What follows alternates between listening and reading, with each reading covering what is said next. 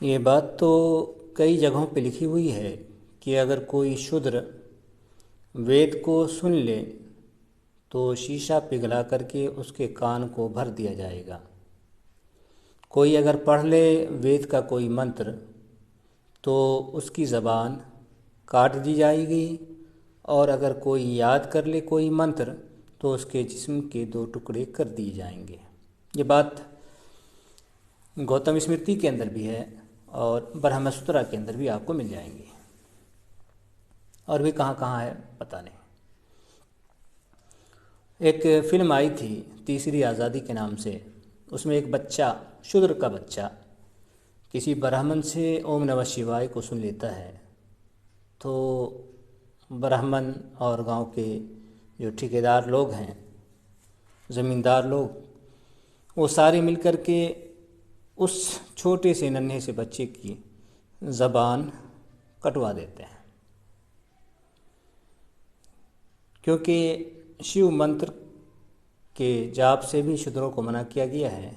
ये कई जगहों पर है। योनि तांत्र के नाम से पुस्तक है, उसमें भी है, लिंग पुराण के अंदर भी है। ये बात आई है कि शूद्र इसकी पूजा ना करें, शिव की पूजा ना करें और ओम नमः शिवाय का जप ना करें। तो ये बात तो खैर ये मना किया गया है, अब कोई कर लिया तो उसकी ये सज़ा है, और ये बात यहाँ लिखी हुई है, तो ये बात तो खैर आ गई। लेकिन अब बात ये है कि कोई ब्राह्मण ऐसा करता है, मतलब कि कोई ब्राह्मण वेद पढ़ रहा है किसी शूद्र के सामने, तो ब्राह्मण को क्या सज़ा मिलेगी? शूद्र को तो सज़ा दुनिया ही में मिल गई, और शूद्र का पैदा होना भी दुनिया में सज़ा ही है हिंदू धर्म के अनुसार। तो आज वही बात होगी कि उस ब्राह्मण को, जो ब्राह्मण वेद पढ़ रहा है शूद्रों के सामने, तो उसको नरक में कौन सी सज़ा मिलेगी। देखिए, ये जो पुस्तक है ये है नारद पुराण। अब एक बात और ख्याल रखें कि बहुत सारी धार्मिक पुस्तकों के अंदर लगभग 50 जगहों पर ये बात मेरी नज़र से गुजरी है कि जहाँ पर ये बात आई है कि किस जगह कब वेद पढ़ना चाहिए, कब नहीं पढ़ना चाहिए, तो वहाँ एक बात ये भी आई है कि अगर आप वेद पढ़ रहे हैं और शूद्र बगल से गुजर रहा है तो वेद पढ़ना छोड़ दें। तो वो बात आ गई सर। तो यहाँ जो है, अगर नहीं छोड़ रहा है, पढ़ रहा है, शूद्र है या औरत है, स्त्रियाँ, तो उसके बारे में ये बात आई है। आज का मामला क्या है कि ये लोग बिल्कुल अधर्मी हो चुके हैं। अभी मैंने देखा, अभी 2 दिन 3 दिन पहले की बात है कि 1 हफ्ता हो रहा होगा, राम मंदिर के लिए पुजारियों की ज़रूरत थी, तो पुजारियों की बहाली हुई। तो बहुत सारे लगभग 3,000 पुजारी उसमें आवेदन दिए थे, जिसमें से 20 को चुनना था। तो मैंने देखा कि उसमें बहुत सारी औरतें भी आवेदन दी थी और वो भी आई थी इसमें एग्ज़ाम देने के लिए। तो पहली मर्तबा ऐसा होगा कि धर्म को नांग करके, और बहुत सारी स्त्रियां, औरतें हैं जो देखने में आई है कि वो धर्म का उपदेश करती है और इस तरह का काम करती हैं। तो खैर जो भी हो, धार्मिक पुस्तकों में तो ऐसी बातें नहीं मिलती हैं कि किसी मंदिर की पुजारन कोई औरत बनी हो, पूजा पाठ कराती हो मंदिर में, इस तरह की बातें नहीं मिलती हैं। हाँ, इस तरह की बातें मिलती हैं कि आमतौर पर जो क्षत्रिय, जिसको खत्रिय बोलते हैं, राजपूत बोलते हैं, ब्राह्मण लोग इनकी लड़कियों से, इनकी बच्चियों से शादी करके भगवान के नाम पे, जिसको देव विवाह बोलते हैं, तो इस तरह से करके वो मंदिर में ले जाते थे, फिर अपना काम क्रिया करते थे, और भी बहुत सारी बातें इससे मिली जुली मिलती हैं। लेकिन ऐसा पहली मर्तबा हुआ है कि औरतें इस तरह का काम कर रही हैं। पर यहाँ क्या लिखा है वो आप देख लें।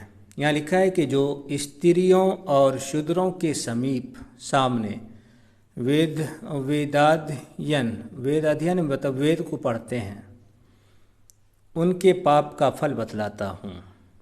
ये कौन बता रहे हैं? धर्मराज, जो इनके यहाँ धर्मराज नाम से है, सूर्यदेव का लड़का, और इनके यहाँ वो नर्क के जो मेन है वो यही है।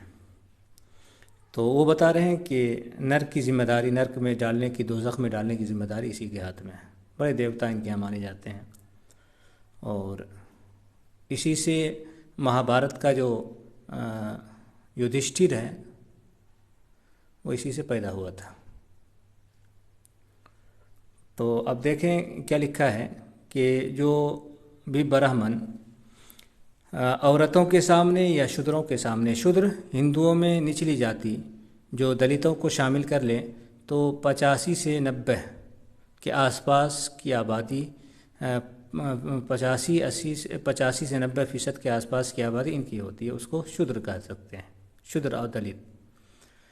तो इनके सामने कोई वेद को पढ़ता है तो धर्मराज जो जिसके ज़िम्मे में नर्क में डालना है, वो बताते हैं कि ऐसे ब्राह्मणों को, ऐसे लोगों को किस नर्क में डाला जाता है, तो इस बात को ध्यान देकर सुनो। तो सारे सनातनी भी ध्यान देकर इसके सुने कि किस नर्क में डाला जाएगा। देखिए क्या लिखा है कि उनका सिर नीचे करके पैर ऊपर कर दिया जाता है, सिर नीचे पांव ऊपर, और क्या है, और दोनों पैरों को 2 खंभों में कांटे से जड़ दिया जाता है। कांटे से 2 पैर को दोनों खंभे में एकदम रान फैला करके उल्टा, आप तसव्वुर कर सकते हैं, तो उस तरह से करके और कांटे से बांधा जाता है पाँव को, और फिर जो है जड़ दिया जाता है। फिर वो ब्रह्मा जी के 1 वर्ष तक, ब्रह्मा जी का 1 वर्ष मेरे ख्याल से 1 लाख या कई लाख साल के बराबर होता है। ब्रह्मा जी का एक दिन, ब्रह्मा जी के 1 वर्ष तक, तब तो बहुत ज़्यादा हो जाएगा। ब्रह्मा जी का 1 दिन लाखों दिन के बराबर, तो ये तो करोड़ों दिन हो जाएगा। इतने दिन तक वो ब्राह्मण धुआं पीकर रहेगा, नीचे धुआं जला दिया जाएगा, उसमें वो रहेगा। तो आप समझ सकते हैं कि धुआं कितना ख़तरनाक होता है। यहाँ एक बात और भी देख लें, सनातनियों की जानकारी के लिए है। यहाँ लिखा है कि जो ऋतुकाल में अपनी स्त्री से सहवास नहीं करते, वे ब्रह्म हत्या फल पाते हैं और घोर नरक में जाते हैं। ऋतुकाल कहते हैं कि ऋतुकाल का मतलब हुआ कि एक औरत जो है, माहवारी आई, रजस्वला हुई, माहवारी के बाद के जो 16 दिन होते हैं, पाक हो गई माहवारी से, उसके बाद के जो 16 दिन हैं, उस 16 दिन को ऋतुकाल बोलते हैं। तो उसमें औरत के साथ संभोग करना, मिलाप करना, सेक्स करना, रमन करना ज़रूरी है, नहीं तो फिर नर्क में जाना पड़ेगा। ये जो मैं आपके सामने पढ़ रहा हूँ, देख लें, ये अध्याय ये वाला हो गया, ये जो नारद पुराण के अंदर है वो ये है, यहाँ से बात आई है और वो चली है। पापियों को प्राप्त होने वाली नरकों की यातनाओं का वर्णन, भगवत भक्ति का निरूपण तथा धर्मराज के उपदेश से भागीरथ का गंगा जी को लाने के लिए उद्योग। इसके अंदर एक और मज़े की चीज़ आपको सुना दे रहा हूँ, फिर बात अपनी ख़त्म कर दूँगा। बड़ी मज़े की चीज़ है कि औरतों को किस तरह की सज़ा वहाँ मिलेगी, महिलाओं को, वो देखें आप। ये हो गया पेज नंबर कितना, 76, और इससे पहले वाली बात तो थी वो मेरे ख्याल से 78 पे होगी। तो पेज नंबर भी याद रखें ताकि तलाश करने वाला कोई देखे कहाँ पे है तो उसको परेशानी ना हो। गीता प्रेस की छपी हुई है।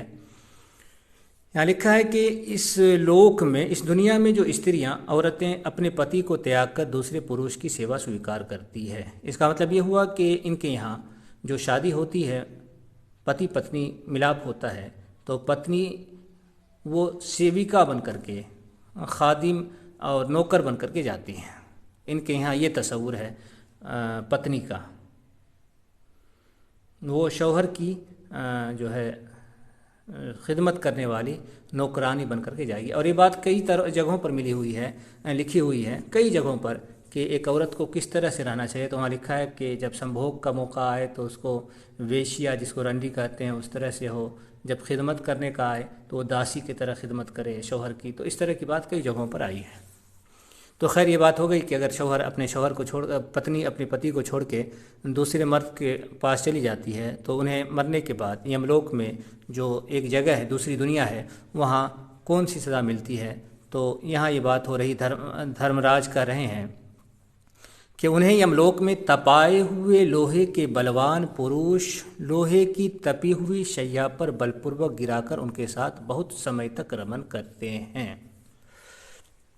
क्या हुआ कि एक लोहे का इंसान बनता है, बलवान ताकतवर लोहा का हो और ताकतवर हो, और वो लोहा भी तपाया हुआ हो, गर्म हो, और फिर वो क्या करता है, वो आदमी उस औरत को ज़बरदस्ती ताकत के बल पर पकड़ करके लेटा देता है। जिस तरह से रेप होता है, इस्मत दरी होती है और इज्जत लूटी जाती है, उस तरह से वो ज़बरदस्ती उसको लिटाता है, फिर अपना खोलता है और उसके साथ फिर बहुत समय तक वो करता ही रहता है, रमन करता रहता है, सेक्स करता रहता है। तो ये इस तरह की सज़ा भी इनके यहाँ है। आगे क्या है कि जब बेचारा थक जाता होगा तो उसके बाद क्या है, उनसे छूटने पर वे स्त्रियाँ अग्नि के समान प्रज्वलित लोहे के खम्भ का आलिंगन करके 1000 वर्ष तक खड़ी रहती हैं। यानी वो लोहे के खंभे जो गर्म है उसके साथ लिपटी हुई रहती हैं 1000 साल तक। उसके बाद क्या है, तत्पश्चात उन्हें नमक मिलाए जल से नहलाया जाता है। वो जले पे नमक जिसको बोलते हैं ना, वो है। और खारे पानी का ही सेवन कराया जाता है। उसके बाद वे 100 वर्षों तक सभी नरकों की यातनाएं भोगती है। जो मनुष्य ब्राह्मण, यहाँ से बात ख़त्म हो गई। तो खैर आप समझ गए कि क्या कुछ सनातन धर्म के अंदर लिखा हुआ है, कैसी कैसी सज़ाएँ हैं। और इससे पहले एक बात और है, मैंने उस पर निशान नहीं दिया है। यहाँ पे अगर मर्द कोई बुरा करता है तो उसके लिए जो है वही लोहे की लड़की जो है औरत बनाई जाती है और वो उसके साथ ज़बरदस्ती करती है। यहाँ देखें, हाँ यहाँ भी हम आपको सुना ही देते हैं। जब बात आई है तो थोड़ा मज़ा और भी बढ़ जाए। यहाँ से आप देख लें,